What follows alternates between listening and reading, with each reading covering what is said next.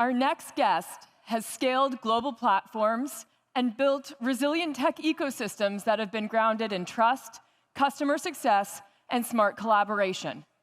She also happens to work at a company that has produced one of my favorite products that I own today. In conversation with editor-in-chief of TechCrunch, Connie Loizos, please welcome the Chief Commercial Officer at ŌURA, Dorothy Kilroy.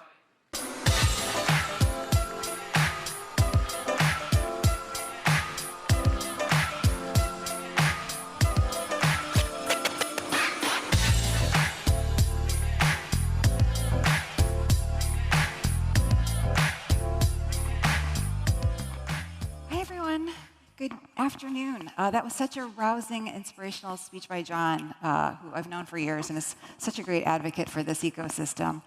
Dorothy, thank you so much for sitting down with me. You've got such an interesting career. You've had and continue to have an interesting career. 8 years at Airbnb, now ŌURA, two companies that are asking for very personal information from their consumers, their customers, their home information, and of course, their personal health information.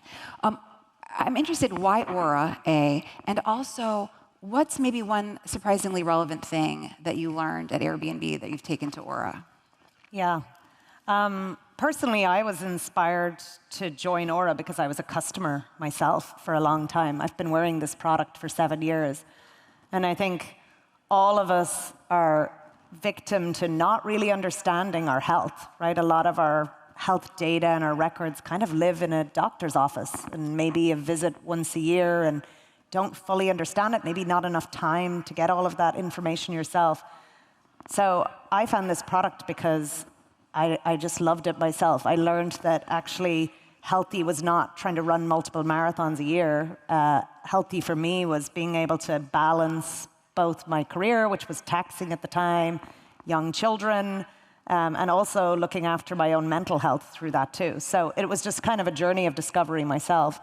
But when I joined the business, Connie, one of the things that I learned was just the strength of the business. And you asked what I took from my time at Airbnb. A lot of the growth of Airbnb was word of mouth. It was people loved the product and they happened to then go on a great holiday or vacation and they would tell their friends and so on and so forth. And so much of the business, 90%, was driven from that word-of-mouth growth. That was the strength and the fundamentals.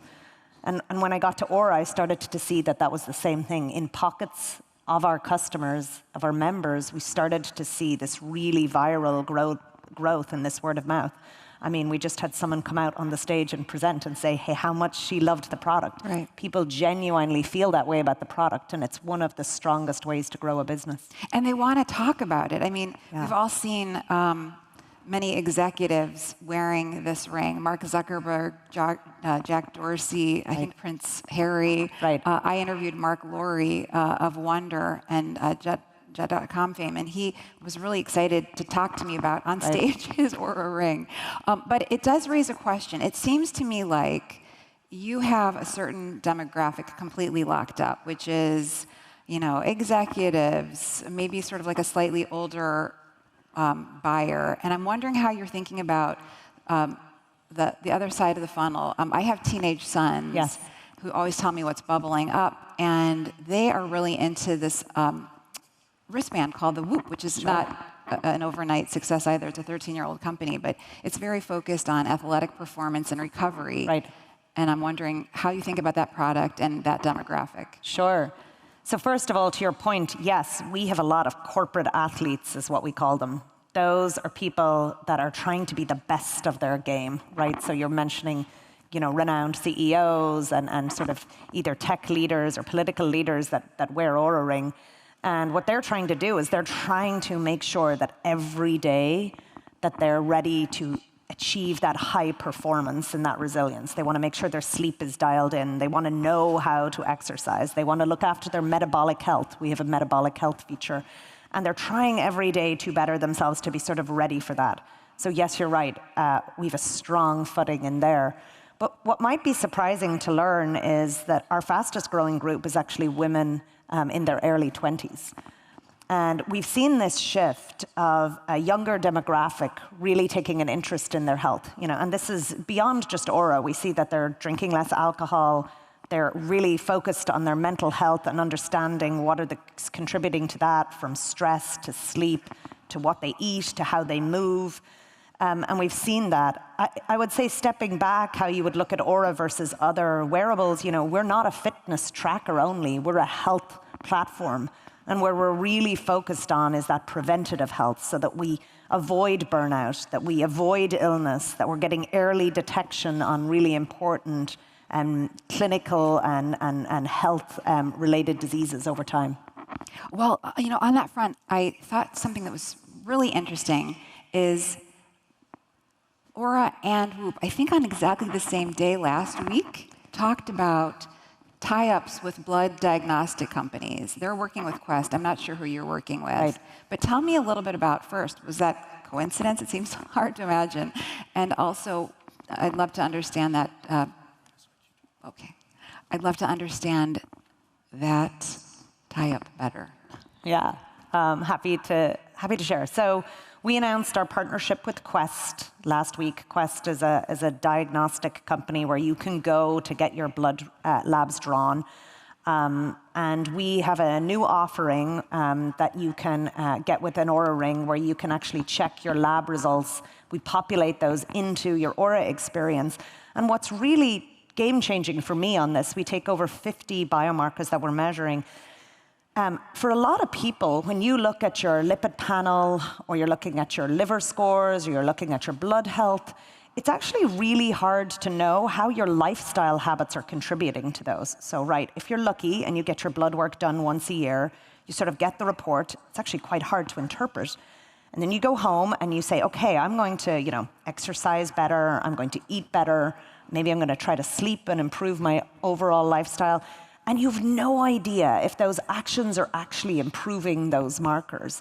And so our goal is to give sort of those insights to our members in a way that is actionable, in a way that they can understand it. We don't want to drown in data, but really make that useful for them, and so that they can think about their everyday decisions and feel more agency over those things. Well, I think that's an interesting challenge for somebody in your position, which is to sort of explain this sophisticated health tech in a way that's accessible to your consumers without sort of, burying them in jargon. Are there other partnerships in your role as the Chief Commercial Officer that you are thinking about, or that you can talk about as you kind of move into more kind of medical grade features? Yeah. So one of the strategies that we always took in the early days of OURA was to not create this walled garden. We wanted an open ecosystem. And we have over 1,000 partners that connect to our API today. They're using it for various things across the sort of health ecosystem. Everything from sort of movement partnerships to metabolic partnerships, women's health partnerships. And they're taking the OURA data and they're feeding that into their systems. I'll give you an example of a couple. We launched a metabolic health offering last year with Dexcom. They have a Stelo device, a CGM device, which is a continuous glucose monitor. And so it's fascinating to learn about your metabolism, right? How does your glucose change throughout the day? But again, a little bit of a mystery of what's changing it. Is it what I'm eating? Is it how I'm sleeping? Is it how I'm moving? And so when you start to overlay your OURA data on top of that, you suddenly get this full picture. And we know that metabolic health is tied to so many disease states, and diabetes is on the rise, especially in younger people. And if you had more agency understanding that, I'll tell you what, Connie, I wore a CGM for almost 9 months. And I thought of myself as a super healthy person. This is going to be just this lovely graph, and I'm going to sort of feel good about it all the time. And I could not believe how much stress was impacting it. So I could see these big glucose spikes during the day with certain meetings. And of course, then all I want to do is run and grab like a poundful of chocolate when I'm stressed. And so that's like almost putting a bomb on top of your already high blood glucose. And so you start to see those things and you start to say, okay, hang on a second. I'm really stressed. I need to maybe take a break. I need to really think about the food options that I'm going to have because my blood glucose is now spiked. And so, again, I'm giving my own personal story, but we see this a lot with our members who really started to understand what was moving the needle on their metabolic health. That's wonderful. You know, I wanted to ask too, I think because of the success of ŌURA, of course you weren't necessarily the first ring, but you've broken away from the pack, but you do have, you know, rivals nipping at your heels. Yes. Samsung released its Galaxy Ring. I think people think that that's sort of better for Samsung users. I'm just wondering how big companies like Samsung and Apple kind of impact your sales strategy, if at all. Yeah, look, we keep an eye on all the competition beyond just the ring form factor. You know, we are the leader in that category, and we have secured a lot of the IP in that category as well. I think, you know, one of the lessons that I definitely learned early days at Airbnb too was you keep your eyes focused on your own race and the features and the products that you ship. We look very closely at our retention scores with our members to make sure that we're actually shipping products and features that really provide them value. And I think that's really where we're focused, is making sure that we're providing a lot of that value to our members. Well, they must see it because there's another ring that seems like it's on the rise, an upstart called the Ultra Human ring. Right. And there's no subscription required. Right. So, you know, I was wondering if you feel under pressure in any way from that company. Right. So ŌURA, the ŌURA ring, for those that don't know, so there's a hardware cost when you purchase the ring up front, and then there's also a monthly subscription cost that we charge our members. You know, for any business, when you're introducing a new pricing model, there's always risk associated with it. And it was a very clear decision for us where we were focused. You know, we do not sell your data. We do not sell other products that are using that data either. So I think that our subscription model really reflected that, where we wanted to focus. And that has allowed us to build a business that continues to ship lots of new features that are relevant to members and that they continue to get more value. So yes, when you would look at it from the outside, like, do we get pressure from the subscription price? I think where you actually start to look at the data is our retention at the 12-month mark is in the high 80s, telling us that our members are getting a lot of value from that and happy to continue to pay that. I think when you look at other wearables, their retention data at that 12-month mark is, you know, in the low 30s, even without a subscription, and I think that tells you something. I think that is really remarkable. We were talking backstage, and everything I've ever owned, which is not many wearables, has, you know, quickly ended up in a drawer. I am wondering how you think about the cadence of rolling out features, because you are obviously doing something right. Is there sort of an algorithm that you figured out? Maybe it's not as calculated as that. You know, where ŌURA starts, we have over 30 PhDs and MDs that work at the company, building science features, testing what the bounds of this technology can do all the time. We work with a number of renowned research facilities, you know, from UCSF to UC Berkeley to Stanford and others, testing and making sure sort of we have that scientific and clinical grade accuracy of our features. That really dictates our roadmap. You know, we hold ourselves to sort of that gold grade standard on all our features. So when you look at our sleep tracking features, for example, we measure ourselves against what you would get in a polysonography in a sleep clinic, sort of a lab where you go in and you have all of the devices attached to you. That's how we measure ourselves against. And so we really hold ourselves to that standard. That dictates a lot of how we ship products. The other part I think that we've gotten very good at is listening to our members. So I mentioned earlier women being one of the strongest growth drivers of our business. Early on, we saw this surge of women who were very interested in understanding their physiology and their cycle health. And on ŌURA, because of our accuracy of temperature, we have a very high degree of accuracy of detecting ovulation, almost 97%. And for women, that gives them a view into their whole cycle health. It turns out that women are not small men and that their physiology is really interesting. Those features we've really doubled down on because we got such a strong reaction and feedback from our members of just loving those features. So Recently, we introduced a perimenopause feature. We've also continued to expand our pregnancy-related features, giving women an understanding of where their gestational age is, and then obviously fertile window for those trying to conceive, getting really accurate sort of ovulation detection for that feature. I don't know why I'm surprised by how many doctors you have on staff, but I'm surprised by that. That's interesting. You know, speaking of hearing your consumer base, Tom Hale had talked with the New York Times about this recently, your CEO, but ŌURA received a lot of pushback from a deal that it had done with the Department of Defense and Palantir. So it had sold $96 million worth of ŌURA rings or will to the US government, and Palantir was going to add a layer of security, and people were concerned about surveillance and privacy. So it's interesting because you had this financial win that turned into a public relations disaster. Tell me if you can walk me through, I guess, maybe what you learned from that experience. Yeah. So we do sell rings to the Department of Defense. They're one of the most innovative research, some of the most innovative research institutions, always understanding sort of physiology and readiness of their departments. As part of that, and when you sell to the US government, you are required to have security measures. So one of them being IL5 to make sure the data is safe and secure. And as part of that, we worked with Palantir to make sure the data is safe and secure. To be clear, we do not pass our member data to the US government. That is not something we do. But when we are working with the US government and the data that they are researching on their own troops in the Army or in the Air Force, that data is passed to them. So that was, I think, something that got not very clear. What did we learn through that was there's a lot of misinformation out there. And it's often hard once that misinformation starts to take hold to put the genie back in the bottle.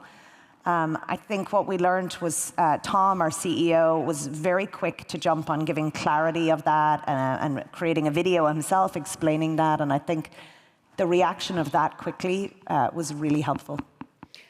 You know, I also wanted to ask you about another story in the headlines, which was that ŌURA is raising at an $11 billion valuation, which is something that our audience at TechCrunch cares about. I don't know if there's something that you can comment on it and maybe confirm, but I'd love that if so. Also, just wondering if you are focused right now on growth or profitability, because it always seems like these things are a little bit of a balance. I won't comment on our raise. I will leave that off the record. But what I will say is, when I joined the company 3 years ago, we had sort of set ourselves a target, and we quickly doubled that target that year. That was 2024. We doubled our revenue. We've just doubled our revenue again this year, and we're on track to grow next year. So we're really proud of that. This year we'll reach over $1 billion in sales. I think that is giving us a platform that has a lot of investor interest, sure, but the fundamentals of the business were also profitable. You asked if we're focused on growth or profitability. The truth is we're focused on both. In a hardware business, unit economics are just so key to making sure that you have a sustainable business that can grow long term. And we've spent many years figuring that out, and we're at a point where we've got really a good handle on that. Now our focus is on growth through distribution. We sell in over 4,000 retail stores. I mentioned sort of all the partnerships that we have, including an expansion into healthcare partnerships. And we'll continue to just grow through that because that's been very effective for us too. And, are you planning to go public in 2026? Is that something the company has talked about? I honestly don't know.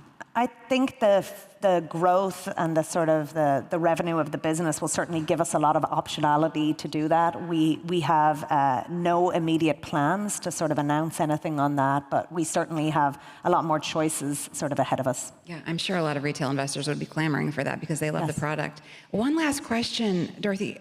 I'm just sort of interested to hear about your revenue. I mean, the fact that you made more revenue last year than the previous 8 years is really something. What was the tipping point? What caused the business to accelerate that way? Yeah, I think a number of things that I've probably mentioned, you know, just that acceleration of that word of mouth growth, distribution across both retail and partnerships has really exploded. And then just finally building a product that people really love. You know, I think finding value in that and a business model with a subscription business that has supported that value, I think has really shown that. Well, it's exciting. I mean, it's really rare to see so much love for a product, and as somebody who does not pay attention enough to her health, I think I'm going to be one of your customers soon. Thank you so much. Really great Thanks, to Connie. meet you. Thanks, everybody.